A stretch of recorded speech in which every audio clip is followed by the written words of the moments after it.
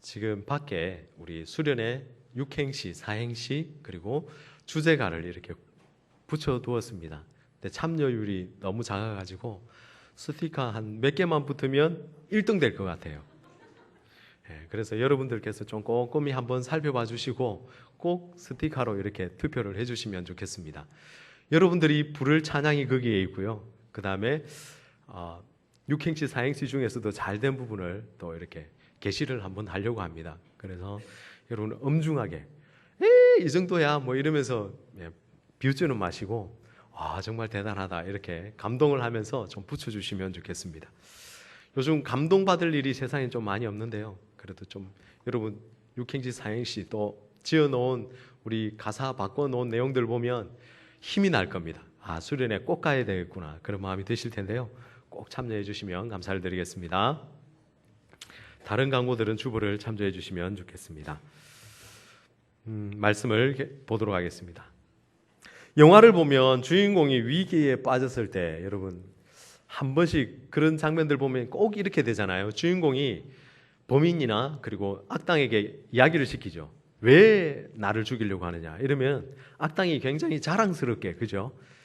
그 죽이게 된 사연에 대해서 구구절절히 다 읊어줍니다. 자기가 어떤 일을 해서 이 사람을 어떤 함정에 빠뜨리고 그것으로 통해서 너는 그 어리석음 때문에 죽게 되었다 막 이러면서 구구절절히 이렇게 설명을 합니다. 저는 그 장면을 볼 때마다 너무 자주 나오는 장면이 돼가지고 안타깝습니다. 범인이 너무 불쌍하더라고요. 혹시 여러분은 그렇게 생각 안 하셨습니까? 범인은 꼭 그것을 설명을 합니다. 굳이 안 해도 되는데 빨리 처단을 해버리면 자기가 이길 텐데 근데 굳이 범죄는 그것을 나타내려고 하더라고요. 범인들은. 그러다가 자기가 망하지요. 오늘 말씀을 보면 이 에스더서가 그렇습니다. 에스더라는 사람이고 모르드게라는 사람이 나오고 그 다음에 그 반대편에선 하만이라는 사람이 나옵니다. 이 하만이라는 사람은 굉장히 나쁜 사람이죠. 그리고는 이스라엘 모든 민족 그러니까 유다 민족들을 멸하려고 계획을 짜고 있었습니다. 그리고는 그것을 거의 실행을 앞두고 있고 이제 마지막 순간인데 그가 완전히 뒤집혀서 역전이 되어서 오히려 자기가 준비한 덫에 자기가 걸리는 그러한 이야기들로 나와 있습니다. 근데 이 이야기를 통해서 우리가 에스더서를 통해서 조금 몇 가지 교훈을 얻었으면 좋겠습니다. 에스더서는 겉으로 보기와는 달리 하나님의 그 소설 같은 이야기가 쓰여져 있습니다. 에스더서에 하나님이라는 단어는 한 번도 안 나옵니다. 혹시 여러분이 읽다가 찾아서 제게 들고 오면 제가 상도 드릴 수 있습니다. 그처럼 하나님이라는 단어가 한 번도 나오지 않는데 이 에스더서를 통하여서 이스라엘 백성들이 당한 어려움 가운데서 하나님이 이스라엘 땅뿐만 아니라 그 페르시아 바사 땅에도 하나님이 거하시며 그들을 구원하신다라는 그러한 메시지를 주기 위해서 쓰여졌습니다. 그리고 그 사건의 중심이 되는 일이 바로 불임절이라는 것입니다. 불임절 이러면 좀 처음에 잘 황당할 수 있는데 제비 뽑다 할 때 제비와 똑같은 겁니다. 우리가 뭔가를 추첨하기 위해서 뽑을 때 불어라고 해서 그 제비를 불어라고 합니다. 근데 이 제비를 왜 뽑았냐 하면은 이스라엘 백성들을 이 날에 죽일까 저 날에 죽일까 그러면서 고민하면서 하만이 꾀를 낸 것입니다. 그러면서 즐긴 것이죠. 여러분 사람을 멸절시키고 한 민족을 그냥 통째로 그렇게 진멸하려고 하는데 그 사람은 그것이 가슴 아프고 애통한 것이 아니라 그저 그가 즐기기 위해서 그 불의를 만들었다는 겁니다. 참 불임절이라는 그 말 속에는 이스라엘 백성들에게는 정말 위기의 순간이었고 정말 벗어나기 힘든 그러한 놀라운 사건이었음에도 불구하고 하나님께서 그 일을 어떻게 큰 구원을 베푸셔서 그들에게 기념일이 되게 하셨는지를 보여주는 장면입니다. 그게 바로 불임절입니다. 여러분들도 그렇지요. 여러분의 구원받은 사건을 한번 상상해 보시기 바랍니다. 정말 여러분들 중에 아마 4, 5대, 6대까지만 올라가면 모두가 다 불교나 유교에 심취했던 그런 가문의 사람들일 것입니다. 그런 가정에서 어떻게 하나님을 믿는 신실한 이러한 가정들이 나오고 또 대를 이어가며 신앙의 사람들이 나오느냐는 거죠. 이 놀라운 구원의 사건이 있었기 때문에 그 누군가 한 사람이 여러분들 중에 그 조상 중에 누군가가 한 사람이 그런 결단을 하였기 때문에 지금 여러분이 있는 것입니다. 여러분, 바로 그날이 불임절입니다. 큰 멸망, 정말 죽을 수밖에 없는 그러한 상황 가운데서 여러분이 구원받은 날, 여러분이 알지 못하지만 그날 그때에 그 사건으로 말미암아 여러분의 가문들이 구원받은 그날이 바로 불임절이라는 것이죠. 그래서 이스라엘 백성들이 이 불임절 하면 굉장히 중요한 날로 칩니다. 원래는 이스라엘 백성들에게 주었던 절기가 7개가 있습니다만 이스라엘 백성들이 그 절기에 플러스 불임절 이렇게 후대에 생기게 됩니다. 원래는 무교절, 유월절, 초실절, 오순절, 나팔절, 대속제일 그리고 초막절 이런 절기들이 있습니다. 그런데 그 뒤에 이 사건으로 말미암아 불임절이라는 것이 생겼던 것이죠. 여러분, 우리나라에도 굉장히 중요한 절기들이 있지 않습니까? 설날도 있고요. 그 다음에 추석날도 있습니다. 그리고 단오 이런 것들도 있지만 그러나 최근에 생긴 아주 중요한 절기도 있죠. 광복절. 여러분, 광복절은 1945년 이전에는 별로 의미가 없었던 날입니다. 8월 15일. 그날 무슨 기억나는 일이 있으십니까? 우리 민족 가운데? 물론 있겠죠. 그러나 큰 명절이 될 수 없었던 날입니다. 1944년만 해도 그날은 의미 있는 날이 아니었습니다. 그저 일제 가운데 억압받고 고통당하고 자유를 빼앗기고 말도 빼앗기고 모든 문화까지 빼앗겼던 그런 참혹한 날이었습니다.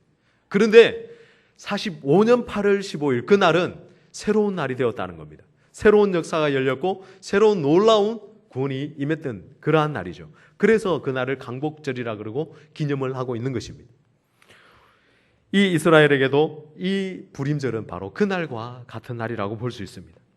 이스라엘에게 있어서 가장 큰 구원을 보았던 날이 출애굽하는 날이었다면 그와 견주어서 오늘 이 불임절 또한 이 유다인들에게 가장 큰 구원의 그 출애굽과 비견되는 그런 구원의 날이라는 것입니다.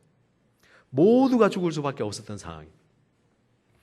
여러분, 무슨 20절을 한번 보면 이렇습니다. 제가 한번 읽어드리겠습니다. 모르드게가 이 일을 기록하고 아하수르의 왕의 각 지방에 있는 모든 유다인에게 원근을 막론하고 글을 보내어 이르기를 라고 말하면서 한 규례를 세워 해마다 이것을 기념하게 합니다.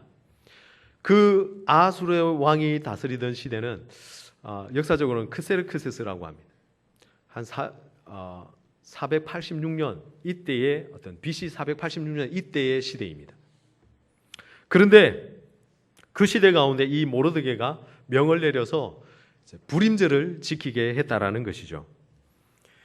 제국 가운데 127개의 주들이 있습니다.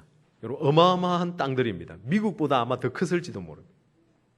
그러한 곳에 다 파벌을 보내고 말을 달리게 해서 다 이것을 지키게 하는 그러한 놀라운 역사가 일어났다는 것이죠. 여러분, 이것을 29절에 또 이렇게 표현하고 있습니다. 제가 한번 읽어드리겠습니다. 아비하일의 딸 왕후 에스더와 유다인 모르드게가 정권으로 글을 쓰고 불임에 대한 이 둘째 편지를 굳게 지키게 하되 라고 말합니다. 왜냐하면 이스라엘에 있어서 어마어마한 날이기 때문에 그렇습니다. 어마어마한 구원의 날이기 때문에 그렇습니다. 여러분, 여러분에게 특별한 날이 있으십니까? 기념일이 있지요? 네. 저에게도 기념일이 있습니다. 그런데 기념일을 크게 그렇게 지키고 있지는 않은 것 같습니다. 결혼 기념일도 있는 듯 없는 듯 그냥 넘어갑니다. 그리고 우리 집에서는 별로 생일도 많이 지키지 않습니다. 그럼에도 불구하고 그 날은 분명히 있습니다. 그리고 아주 기쁜 날입니다. 그런데 더 중요한 날이 있습니다. 여러분이 정말 구원받은 그 날에 대하여 여러분이 떠올릴 수 있었으면 좋겠습니다. 그 날이 바로 우리에게 있어서 가장 소중한 날입니다. 여러분이 하나님과 마주치고 하나님과 접점이 일어나는 그 날을 여러분의 기념일로 한번 삼아 보시기 바랍니다. 현대에 하나님을 믿으면서 감동이 없는 이유는 바로 그 기념일이 없기 때문에 그렇습니다. 많이 기도합니다. 많이 말씀을 읽습니다. 많이 묵상을 합니다. 그런데 정말 여러분의 일상 가운데서 하나님이 고요히 다가오셔서 말씀해 주시는 그것을 한번 기록으로 남겨보시기 바랍니다. 그리고 이 날은 내게 특별한 날이라고 한번 메모를 해두시기 바랍니다. 그리고 내년 되어서 여러분 한번 그것을 읽어보시기 바랍니다. 내가 이 날을 왜 기뻐했고 즐거워했고 감격스러워했는지를 한번 찾아보실 수 있는 그런 신앙이 되었으면 좋겠습니다. 그런 신앙의 노트 한 건이 여러분의 다음 세대에게 있어서 아주 중요한 신앙의 흐름으로 다가가게 될 것입니다. 성경은 이렇게 되어 있는데 우리 아버지는, 우리 할아버지는 어떤 때 정말 하나님과 느끼고 동행하고 하나님 안에, 은혜 안에서 살았는지를 보여주는 그런 증거가 된다는 것입니다. 기독교의 전수율은 여러분 56%에서 70%라고 합니다. 가문에서 기독교를 믿는다고 해서 거의 반 정도가 믿거나 안 믿거나 이렇게 갈릴 수 있다는 것입니다. 그런데 불교는 97%입니다. 여러분 해교도는 100%입니다. 거의 100%입니다. 여러분 기독교가 정말 왜 이렇게 연약한 종교가 되었을까요? 정말 큰 구원을 본 종교입니다. 완벽한 구원이고 하나님께서 친히 내려오셔서 그 구원을 베풀어 주셨는데도 불구하고 이 구원에 대한 감격이, 그리고 그 감격이 다음 세대까지 전달되는 데 있어서 굉장히 연약합니다. 이게 왜 그렇게 되었을까요?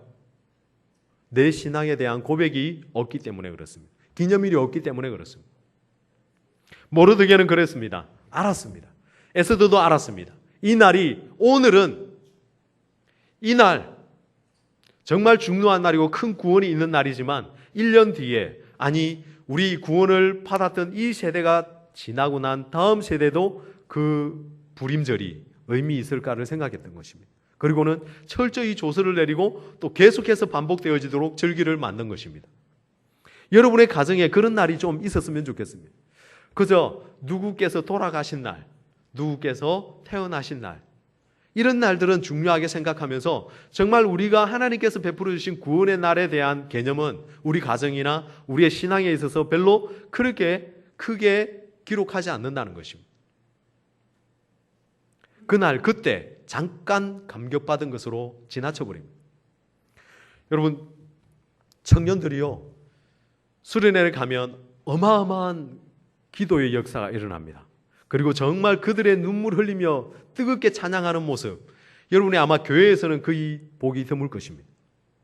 제가 알기로는 교회에서는 그런 일이 거의 일어나지 않습니다.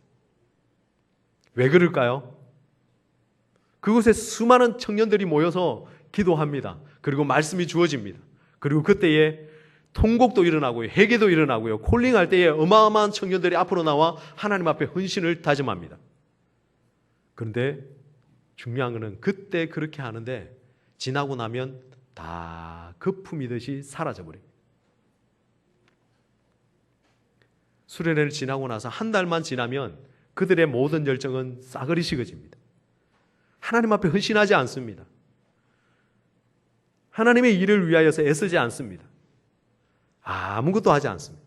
왜 그럴까요? 우리가 신앙의 감격, 하나님과 만났던 그 뜨거운 열정을 어떻게 전수해주고 물려주고 어떻게 삶 가운데 살아내야 될지를 보여주지 않았기 때문에 그렇습니다. 이건 심각한 이야기입니다. 우리는 한 번씩 경험합니다. 말씀을 들을 때도, 삶 가운데도 특별히 한 번씩 하나님께서, 하나님과 접점이 일어나는 그곳에서 큰 은혜를 받습니다. 그런데 그 큰 은혜를 받았다는 것이 그냥 마음의 감동으로, 그냥 그날 눈물 조금 흘린 것으로, 그냥 그날 목이 터져라, 목이 쉬도록 외치며 기도했던 그 순간이 끝이기 때문에 그렇습니다.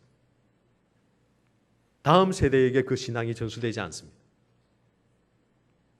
이것은 분명하게 통계로 보여주는 사건이죠. 왜 그렇게 흘러가고 있을까요? 우리가 받은 구원에 대한 그러한 큰 기쁨이 없기 때문에 그렇습니다.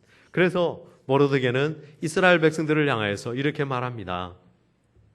여러분, 어떻게 그 날을 지키며 해야 될지를 보여주는데요, 거기에 첫 번째가 바로 이것입니다. 잔치를 베풀고 라고 말합니다. 여러분, 이 잔치를 22절에 보면 잔치를 베풀라라고 이야기합니다. 그리고 즐거워하라는 것이죠. 잔치를 베푼다는 것은 그 의미가 상당합니다. 누가복음 15장에도 예수님께서 잃어버렸던 그런 비유들을 세 가지를 들면서 그때그때마다 잔치를 베풉니다. 양을 찾았을 때에도 잔치를 베풀고요, 드라크마를 찾았을 때도 잔치를 베풀고, 그리고 탕자인 아들이 돌아왔을 때에도 잔치를 베푸는 것을 보게 됩니다. 즐거워해야 된다는 겁니다. 여러분, 오늘 주위 사람들을 한번 돌아보십시오. 한번 옆 사람을 한번 쳐다보시기 바랍니다. 예. 표정이 어떻습니까? 즐겁습니까? 신납니까? 감격합니까? 기쁩니까? 예, 그래야 됩니다. 원래 그래야 됩니다. 왜냐하면 하나님이 베푸신 그 구원의 은혜에 대하여 감격하며 예배하는 곳이 바로 이곳이기 때문에 그렇습니다. 그리고 이 날이 그 날이기 때문에 그렇습니다. 물론 모든 날이 구원의 날이기 때문에 기뻐하고 즐거워야 되지만 여러분 정말 주일날 한 번도 웃지 않는 성도들도 있습니다. 여러분 주일날 되면 집에서는 싸우고 나왔더라도 제발 교회 오면 좀 웃으시기 바랍니다. 제 아내는 저를 향해서 그것을 가식이라고 이야기합니다. 예, 오늘도 어떤 분이 저와 같이 식사를 하면서 그러더라고요. 예전에는 목사님께서 단위에 서셔서 카메라가 탁 비추면 얼굴이 하얗게 뽀얗게 그렇게 보였는데 요즘은 보니까 새카맣게 보인다는 겁니다. 뭔가 모르게 가슴에 부담감이 있다는 것이겠죠. 그리고 이 감격적인 예배가 감격이 아니라 오히려 부담으로 뭔가 가슴속에 남아있기 때문에 그럴 수도 있습니다. 여러분 목사의 자리는 그런 것 같습니다. 여러분 목사님이 아니시라면 여러분 얼굴을 밝게 하시고 기뻐하시고 즐거워하시고 하나님께서 내게 베풀어 주신 그 은혜를 떠올리면서 일주일 동안 하나님과 교제했던 그 시간들을 한번 떠올려 보시기 바랍니다. 그럼 그냥 교회 오는 것이 즐겁고 감사하고 발걸음이 가볍고 그리고 만나는 사람마다 안아주고 싶고 뽀뽀해주고 싶고 그리고 정말 세워주고 싶고 여러분 그렇지 않습니까? 그리고 정말 바보처럼 웃으면서 그냥 무엇이 그리 좋은지 모르지만 그냥 막 악수해주고 격려해주고 싶은 그러한 모습으로 바뀌지 않습니까? 여러분 내일 여러분께서 대통령의 상을 받으러 간다고 생각해 보십시오. 그럼 오늘 조그마한 일 때문에 슬퍼하거나 찡그리거나 짜증내고 그렇게 할까요? 아마 그 사람의 가슴은 온통 그 상이 점령하여서 그 기분까지도 점령해 버릴 것입니다. 오늘 하나님을 만나러 왔습니다. 일주일 동안 삶 가운데서 나에게 구원을 베풀어 주신 그 하나님을 배우러 오는 날입니다. 그리고 그런 동일한 구원을 가지고 나온 성도들을 마주하는 그 날입니다. 그런데 인상 빡 쓰고 못 본 사람처럼 아무런 구원이 없었던 것처럼 그렇게 풀이 죽어서 이렇게 신앙생활을 하니까 우리 자녀들도 교회 나오는 것이 힘듭니다. 오히려 그냥 핸드폰 보는 것이 낫고 집에서 TV 보는 것이 낫고 그냥 혼자 게임 즐기는 것이 더 낫게 보인다는 겁니다. 주일 아침 되면 여러분 아침 일찍 일어나가지고 서두르십시오. 흥분하십시오. 그리고는 하나님께 나오는 그 기쁨에 대하여 즐거워하면서 잔치를 베풀 수 있었으면 좋겠습니다. 집에서도요 좀 힘드시면 토요일 날 그냥 잔치 음식을 만들어 놓으시기 바랍니다. 주일 아침 되면 먹어야 돼 그러면서 기다리게 만들어 놓고 주일 아침 되면 쫙 차려놓고 그리고 오늘은 기쁜 날 예배하는 날 하나님 앞에 기뻐하며 찬양하러 가는 날 막 그러면서 뭔가 집안의 분위기를 좀 바꿔보시기 바랍니다. 주일이 기념일이 되겠으면 좋겠습니다. 그러면 아마 여러분의 자녀들도 부모님이 저렇게 기뻐하시는데 뭔가 있다. 분명히 뭔가 있다. 우리 아빠, 우리 엄마 평소에는 지치고 힘들어 쓰러지듯이 우리가 말 안 들어가지고 힘들어하는 그러한 모습이지만 주일만 되면 회복되어지고 주일만 되면 그냥 돌아와서 힘이 펄펄 넘치는 모습을 보여주면 여러분 자녀들이 느낄 것입니다. 하나님의 살아계심을. 그러면 여기에서 누군가가 질문할 것입니다. 목사님, 그 기쁨이 없는데요. 이게 문제입니다. 여러분 감격했던 적이 한 번도 없습니까? 첫사랑을 느꼈던 적이 한 번도 없습니까? 왜냐하면 우리의 늘 살아가는 방식이 그래서 그렇습니다. 여러분 가정에서 권태기가 오고 아내를 봐도 기쁨이 없고 남편을 봐도 그저 바가지만 긁고 싶고 그렇게 식어버린 그런 열정으로 매일매일 살아가잖아요. 그러니까 그게 신앙에까지도 그렇게 미쳐갑니다. 그런데 하나님 믿는 사람은 모든 것이 기적입니다. 그렇지 않습니까? 나 같은 사람과 살아주는 사람이 있다는 것도 기적이고요. 나 같은 사람에게서도 정말 나를 닮은 그 자녀들이 태어났다는 것도 기적이고요. 오늘 내게 주어진 그 시간을 이렇게 건강하게 때로는 어떻게든 내게 주어져서 살아간다는 그 자체가 기적 아닙니까?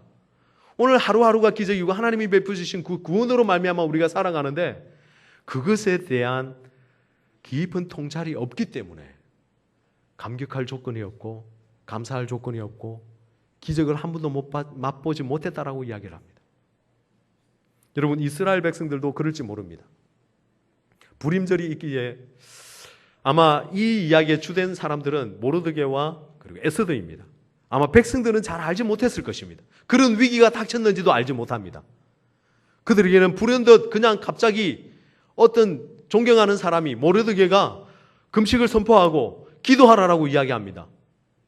그리고는 며칠 있다가 갑자기 부릅니다. 그리고는 그날에 그 거민 가운데 살아가는 사람들 중에 이 아말렉 족속을 다 진멸하라는 겁니다.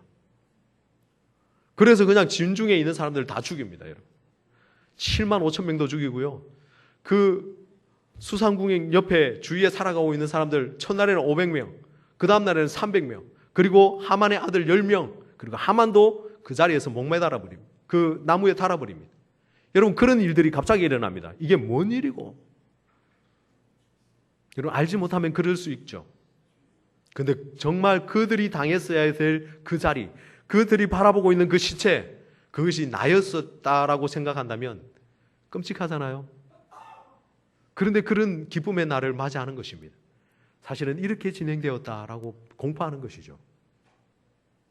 여러분, 정말 오늘 내가 살아있는 이 날을 기념할 수 있고 기뻐할 수 있고 기적같이 여길 수 있었으면 좋겠습니다. 그리고 잔치를 베풀고 나서 서로 예물을 주고 가난한 자를 구제하라라고 말합니다. 여러분, 즐겨야 합니다. 주일도 즐겨야 합니다. 기뻐해야 됩니다. 그리고 서로 예물을 주며 가난한 자들을 구제하는 일도 있어야 합니다. 여러분, 혹시 여러분 중에 뭔가가 부족해서 기뻐할 조건이 없다면 여러분이 넘치는 그것으로 구제하고 나눠줄 수 있었으면 좋겠습니다. 그러면 여러분이 감격한 그 구원의 기쁨이, 그들은 그 구제물을 받아서 기뻐할 수 있지만 그 여러분이 갖고 있는 그 구원의 감격, 놀라운 은혜가 그 사람에게 소로시 전달되어질 것입니다. 그저 내가 많아서 주는 것이 아니라 내가 받은 구원의 은혜가 너무나 감격스럽고 너무나 커서 그냥 그 은혜만으로도 살아갈 수 있기 때문에 나에게 있어서 이것은 그냥 나눔의 대상이지 그것이 우리의 소유의 재산이고 더 많이 가지려고 그렇게 힘쓰지 않는다는 겁니다. 그래서 이 유다 백성들도 그랬습니다. 그 아말렉 족속들을 멸했습니다. 그들은 대대로 원수입니다. 여러분, 사울이 아말렉과 원수입니다. 사울은 어느 지파 사람입니까? 베냐민 지파입니다. 오늘 이 사람들도 베냐민 지파 사람들입니다.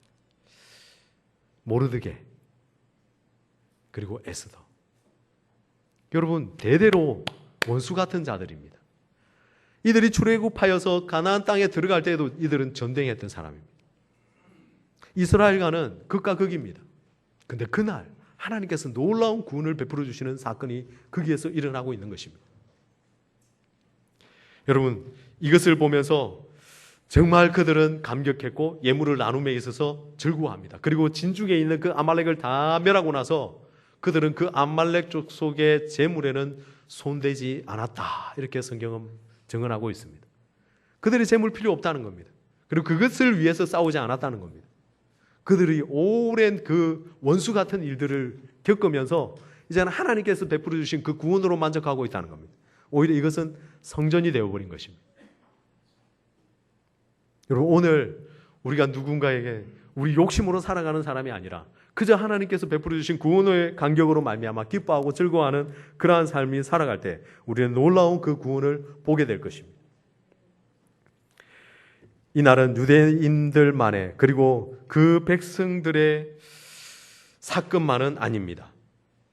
우리도 이미 큰 구원을 보았습니다. 십자가로 말미암아 하나님이 베풀어 주신 그 놀라운 은혜를 기뻐하고 즐거워하는 날을 우리는 매일매일 가지고 있습니다. 우리는 이 주일이 바로 불임절입니다. 1년에 52번 있을 것입니다. 여러분, 이 날을 불임절같이 즐기실 수 있었으면 좋겠습니다. 그때 하나님은 놀랍게 여러분의 삶 가운데 다가오시게 될 것입니다. 구원 얻은 사람들은 그것을 알기 때문에 다른 사람에게 무언가를 주려고 합니다. 그리고 우리가 잘 아는 삭개오라는 사람도 그러지 않습니까? 예수 그리스도를 만나고 나서 그는 그냥 재산의 반을 나눠주고 그가 토색하여 빼앗은 것이 있으면 네 배나 갚겠다라고 선언하게 됩니다. 여러분, 구원 얻은 사람들은 바로 이런 반응으로 나타나게 돼 있는 것입니다. 우리 사회는 전반적으로 볼 때 예수님을 믿는 그 신앙이 결코 그 사람의 장점이 될 수 없는 그런 시대를 살아가고 있습니다. 이스라엘도 그랬습니다. 유대인들도 그랬습니다. 그 시대에 원수들과 같이 지내고 있는 시대입니다. 오늘 우리도 그렇지 않습니까? 결코 자랑할 수 없는 날입니다. 그럼에도 불구하고 오늘 우리 한국교회가 깨달아야 되는 것은 현대교회의 최대 악점이라고 볼 수 있는, 정말 우리의 삶 가운데서 벌어지는 그런 삶의 전투, 신앙의 전투, 그러한 것에서 승리해야 하는 것입니다. 그 승리하기 위해서 여러분 기념일을 만드시기 바랍니다. 하나님이 내게 베풀어 주신 그 구원의 날, 그 기념일이 오늘이 되기를 소망합니다. 그러면 여러분의 삶 가운데 놀라운 일들이 벌어질 것입니다. 여러분, 사람들은 참 놀라운 것 같습니다. 정말 힘들게 어렵게 살아가는 사람들이 있습니다. 여러분, 뉴스에 보니까 이런 사람들이 있더라고요. 22,000V 전기가 흐르는 그 전선을 그냥 전기가 흐르는데도 자르고 새로 선을 교체하는 사람들이 있더라고요. 22,000V 전선 주위에 이렇게 쇠붙이를 하나 갖다 대니까 불꽃이 푹 튀더라고요. 그런데 그 사람들의 고백이 이렇습니다. 우리가 이 전선을 만지고 있다는 것을 순간 잊어버리게 될 때 가끔 이 전기는 우리에게 갑자기 우리 몸을 전체 불살라버리는 그러한 일들도 일어난다는 겁니다. 그리고 우리가 새카맣게 타서 죽는 일들도 일어납니다 라고 말합니다. 여러분, 우리가 기억한다는 것 매우 중요한 것입니다. 이 사람들이 만약에 정말 내가 전기가 흐르고 있고 22,000V가 흐르고 있다는 그 사실을 한순간이라도 잊어버리고 작업을 대하게 되면 언제 죽을지 모릅니다. 우리도 구원의 감격, 구원의 그 은혜에 대하여 한순간이라도 잊어버리는 순간 사단은 교묘하게 틈타고 우리를 울상짓게 만들고 우리의 영혼을 죽음 가운데로 몰아넣을 것입니다. 여러분, 매일매일이 즐겁지 않고 주일이 즐겁지 않고 아직도 말씀을 들으면서 미소가 떠나가고 그 다음에 기쁨이 사라졌다면, 그리고 아무런 간격이 없고 구원에 다가오는 그 성령님의 터치하심이 없다면 여러분, 우리는 깨달아야 합니다. 다시 한 번 더 그 십자가의 은혜가 무엇인지를, 그리고 잊어버리지 말아야 합니다. 절대로 까먹으면 안 됩니다. 그 구원의 은혜를 까먹는 순간 우리는 모든 세상의 그 우리를 반대하는 자들, 결코 예수 그리스도를 믿는 것이 장점이 되지 못하는 이 시대 가운데 여러분은 자멸하게 될 것입니다. 하만이라는 그러한 사탄이 나타나서 여러분을 잠식해버릴 것입니다. 그리고는 그저 여러분을 매달기 위해서 50규빗이나 되는 25m나 되는 그런 높은 장대를 세워둘 것입니다. 우리는 반드시 깨달아야 합니다. 그리고 잊지 말아야 합니다. 그 구원의 간격. 여러분, 옆 사람에게 한번 인사하고 우리 같이 한번 기도했으면 좋겠습니다. 잊지 맙시다. 십자가의 구원의 은혜. 네, 이 구원의 은혜로 말미암아 오늘도 승리하며 살아가실 수 있게 되기를 소망합니다. 우리 같이 한번 기도합시다.